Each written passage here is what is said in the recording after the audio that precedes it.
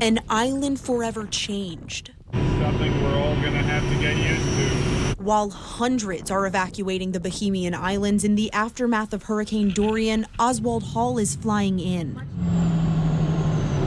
He grew up here, it's his home, but 2 weeks ago he evacuated to Lynchburg after the eye of the storm took over his Treasure Key home.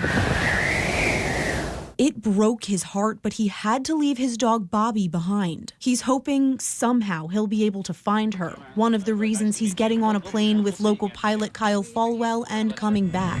This flight to me is special because I get to go and see my house, what's left of it. I was invited to come along and document his journey. They loaded up the plane with supplies for survivors and took off towards the island.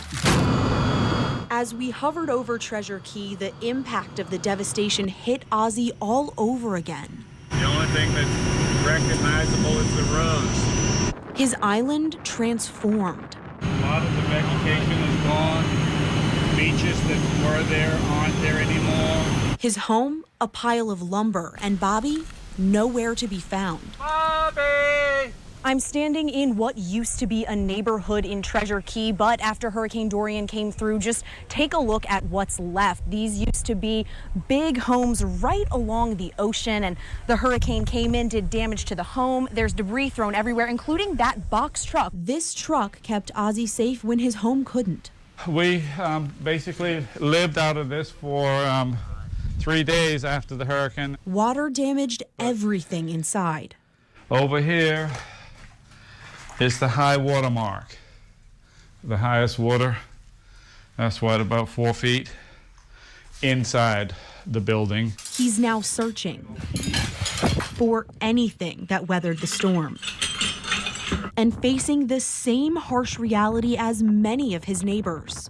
It's literally not worth it to put it back together. It really isn't. And to say that I have the resources to do it, no, I know I don't. As the death toll here continues to rise, Ozzy knows he's one of the lucky ones. I'm thankful to be here. Since we returned, there's been another good bit of news in Ozzy's story. A rescue crew found Bobby and brought her from Treasure Key to Florida. This, the moment when Ozzy saw her again for the first time. A heartfelt reunion in the midst of unthinkable tragedy.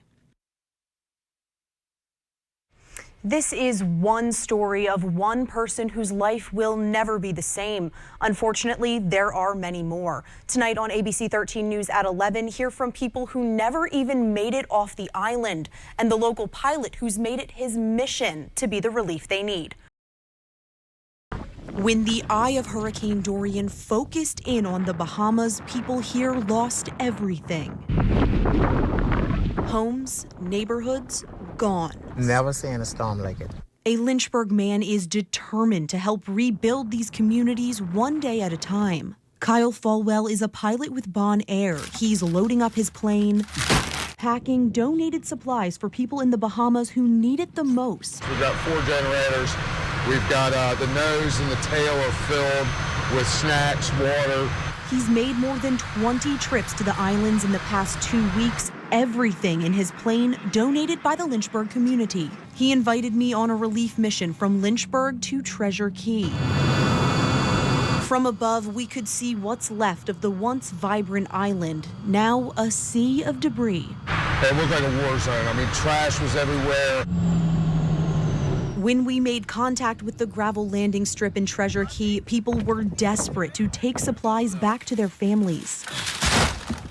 But there were more people who needed help, people who had no way of getting here. So we went to them. FALWELL was able to get a ride into town in exchange for a generator. We loaded into the back of a van. The closer we got to town, the more severe the damage became. We arrived at what was once Treasure Key's community center, where I met Ivan Russell.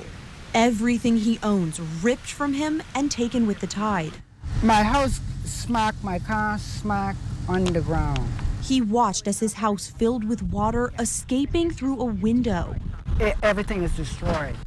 Every home in this island is destroyed some way, somehow or other. Another person who helped us get around, STEDMAN MACKENZIE, says he narrowly escaped death after the storm took off his roof. A lot of water, then rain, and the water came up about almost to my waist in my house. Walking through the streets, there's no electricity and no fresh water. Donations are what's helping survivors get by. Despite this devastation, despite everything they've been through, they say they'll push forward. You feel sad, you know, but then when it could have been worse, I could have lost my life. And proudly fly an important symbol over their beloved community. We will rebuild Abaco. We will rebuild Abaco. The survivors I met with are truly resilient in the face of this tragedy. FALWELL tells me he'll continue to bring supplies down to the Bahamas as long as there are enough supplies that have been donated. And if you'd like to do your part helping out these survivors in the Bahamas, you can check out how to do so on WSET.com.